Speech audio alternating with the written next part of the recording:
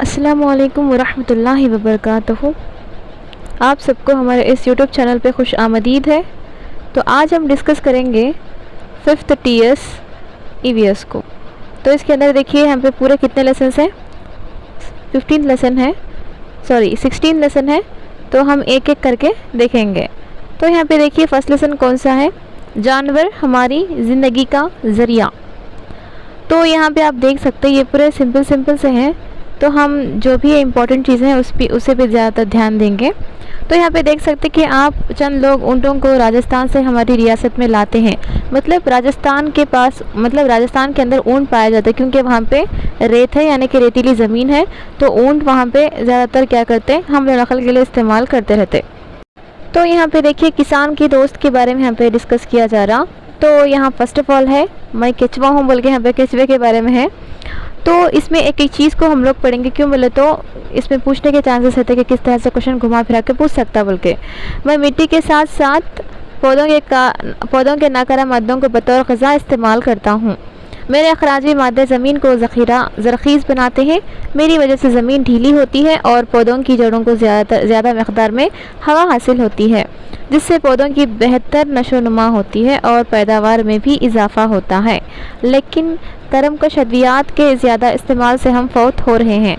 तो यहाँ पे इस बात के बारे में यहाँ पे बताया जा रहा है कि कचवा किस तरह से किसान की मदद करता है बोले तो वो ज़मीन के अंदर जो नाकारा मादे हैं उसको ग़िज़ा के तौर पे खाता है, और वो जो फुजला है ना उसका जो अखराजी मादा है वो ज़मीन को ज़रख़ीज़ बनाता है, और उसकी वजह से ज़मीन क्या हो जाती है, ढीली हो जाती है। जब ज़मीन ढीली हो जाती है तो पौधों की जड़ों को ज़्यादा मक़दार में हवा करने का पहुँचती उनको, और बेहतर तौर पर पौधों की बेहतर नशोनुमा होती बोल के यहाँ पे दिया गया है।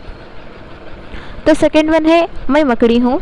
तो मकड़ी के बारे में यहाँ पे दिया गया है, मैं अपनी शिकमी ख़ुदूद से खारिज होने वाले लुआब से धागा बनाती हूँ। तो क्वेश्चन ऐसा पूछ सकते हैं ना कि यहाँ पे मकड़ी किस ख़ुदूद से मतलब ये लुआब किस तरह से बनाती है या कौन से ख़ुदूद से बनाती है बोल के। तो शिकमी ख़ुदूद से खारिज होने वाले लुआब के ज़रिए से धागा बनाती है। मैं इस धागे से जाल बुनती हूँ। क्या आपने कभी मेरे जाल का मुशाहिदा किया है? फसलों को नुकसान पहुँचाने वाले कीड़े और मच्छर इस जाल में फंस जाते हैं और मैं उन्हें खा जाती हूँ। इस तरह मैं फसलों की नुकसानदाह अशात से बचाती हूँ। करमकश अतियात के ज़्यादा इस्तेमाल से हम हिलाक हो रहे हैं। तो यहाँ पे देखिए मेन इंपॉर्टेंट चीज़ ये है कि ये शिकमी ख़ुदूद से खारिज होने वाले लुआब के ज़रिए से धागा बनता है, और इस धागे के बारे में मतलब ये चीज़ को आप देखे होंगे ना यहाँ पे। तो ये क्या करते हैं, फसलों को नुकसान पहुँचाने वाले कीड़े और मच्छर इस जाल में फंस जाते हैं, उसके ज़रिए से वो क्या कर सकती है, वो अपनी ग़िज़ा इस तरह से खाती है शिकार करके। चूंटी के बारे में यहाँ पे दिया गया है। तो मैं खेतों के पौधों पर इधर उधर घूमती रहती हूँ। पौधों पर पाए जाने वाले छोटे छोटे कीड़ों और उनके अंडों को खाती हूँ। तो देखो यहाँ पे एक बात गौर से देखिए, यहाँ पे पौधों पर पाए जाने वाले छोटे छोटे कीड़ों और उनके अंडों को खाते हैं बोले तो मतलब यहाँ पे कीड़ों को नहीं खा रहे हैं, छोटे छोटे कीड़े रहते हैं उसको और उसके अंडों को खाते हैं। इस तरह किसानों को करमकश अद्वियात के इस्तेमाल से परहेज़ करने में मदद करती हूँ। तो इसमें क्या कर रहे बोले तो उनकी हेल्प करे ना, यानी कि किसान की हेल्प कर रही। तो उसका मतलब ये हुआ कि ये आके छोटे छोटे कीड़ों के साथ उनके जो अंडे रहते हैं उसको खाते बोल के। आप सेंटेंस के ऊपर ज़्यादातर फोकस करें, क्यों बोले तो आपको घुमा फिरा कर भी क्वेश्चन करने के चांसेस होते। तो यहाँ पे देखिए मैं सांप हूँ बोल के यहाँ पे दिया है, खेतों और अजनास को तबाह करने वाले चूहों को खाकर मैं किसानों की मदद करता हूँ। आप में से बहुत सारे लोग मुझे देखते ही खौफ खाते हैं और मुझे मार देते हैं। हकीकत में नाग सांप, कटवा वाला सांप, क्राइट, समंदरी सांप वगैरह ही जहरीले होते हैं। तो इसमें देखिए आप नाग सांप, कटवा वाला सांप, क्राइट, समंदरी सांप यही आके जहरीले हैं। तो कितने हैं बोले यहाँ पे, नाग सांप, कटवा वाला सांप यानी कि क्राइट और समंदरी सांप यही क्या है, पॉइजनस हैं। दीगर सांप जहरीले नहीं होते। जो लोग हमें ज़रर पहुंचाने की कोशिश करते हैं तभी हम अपनी हिफाजत के लिए डसते हैं। हम किसानों के दोस्त हैं, यानी कि हर सांप भी क्या होता है, जहरीला नहीं होता बल्कि यहाँ पे दिया गया है सिर्फ़ और सिर्फ नाग सांप, कटवा वाला सांप, समंदरी सांप ही जहरीले होते हैं। मैं टाइग्रोग्रामा हूँ।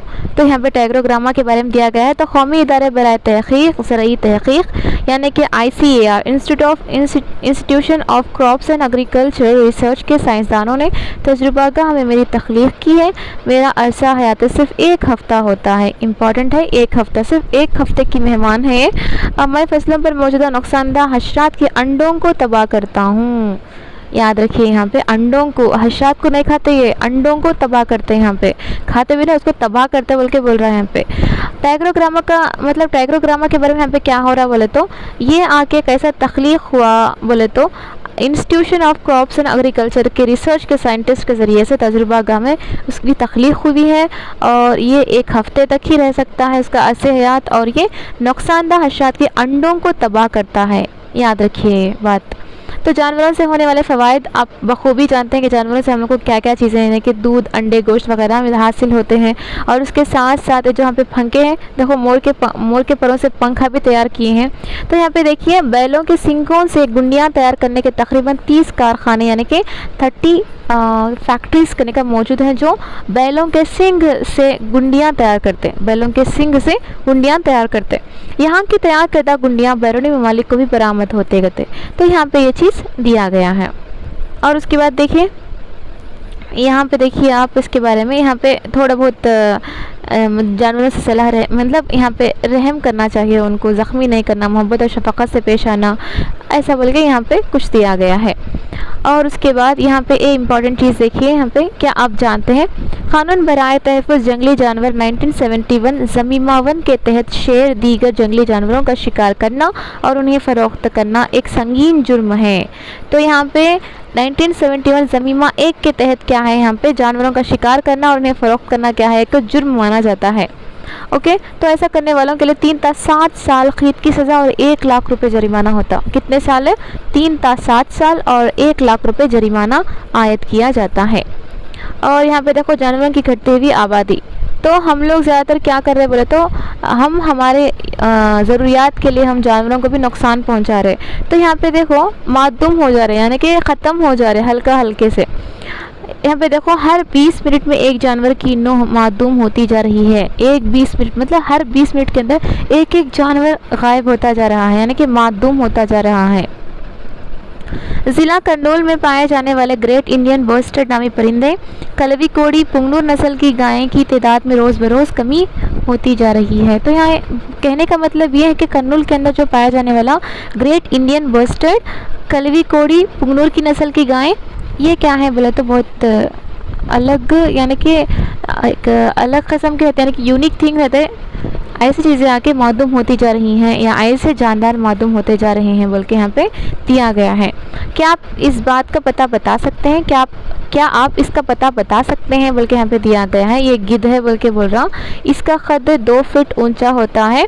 ये आके गुज़िश्ता चंद सालों से हमारी रियासत में इस परिंदे की नस्ल मफकूद हो चुकी है यानी कि पूरे तौर से आके कंप्लीटर से आके नहीं दिख रहे थे, मादूम हो गए थे। कहाँ पे? तेलंगाना के अंदर। तेलंगाना की तंजीम बराए हयाती तनु आपसे मुल्तमस है कि आपके इलाके में अगर ये परिंदा नज़र आ जाए तो फ़ौरन आप उन्हें इत्तला करें। इत्तला देने वाले शख्स को जुमला 2 लाख रुपये बतौर इनाम दिया जाएगा। तो यहाँ पे देखिए इम्पॉर्टेंट चीज़ ये है कि ये गिद्ध है, ये 2 फीट ऊंचा होता है। ये इसका मतलब इसका इतला जो तंजीम बराए हयाती तनु को आप देते हैं इतला, तो वो आपको 2 लाख रुपए देंगे। देखो यहाँ पे ये जो जानवर है इसका कितना डिमांड है, यानी कि ऐसे जानवर जो होते जो मादूम होते रहते ना, ऐसे जानवरों को क्या करते बोलते मादूम नहीं हो जैसा सैंक्चुरीज में रखो, उनकी क्या करते बोले तो उनकी तरक्की के लिए, उनके फ़रोग़ के लिए कोशिश करते रहते। तो यहाँ पे नेक्स्ट देखिए हयात तनु यानी कि बायोडाइवर्सिटी के बारे में है यहाँ पे। तो यहाँ पे कुदरती वसाइल हैं यानी कि आप प्लास्टिक का इस्तेमाल न करो, थैलियों का इस्तेमाल करो बोल के यहाँ पे बोला जा रहा है। और यहाँ पे कुछ जिम्मेदारियाँ बताई गई हैं जो आपको बखूबी जानते हैं, जैसे कि हमारे अतराफ़ व अकनाफ़ पाए जाने वाले जानवरों परिंदों से मोहब्बत और शफ़क़त के साथ पेश आना और दरख्त ना काटना और तरक्की के नाम पर जानवरों को यानी कि जानवरों की कुदरती रिहाइशगाहों को तबाह ना करना। इस तरह के यहाँ पे कुछ चीज़ें दिए गए हैं। तो ये लेसन के अंदर आपको क्या क्या समझ में आया, जानवरों से हम लोग क्या क्या उनसे चीज़ें यानी कि हम लोग इसको यूज़ करते हैं यानी कि जानवरों के बारे में हो, यहाँ पे इस चीज़ से दिया गया है। जिस अब तक यहाँ पे हम लोग जो पढ़े फर्स्ट लेसन था, आई होप आपको समझ में आ गया होगा। जज़ाकल्लाहु खैर।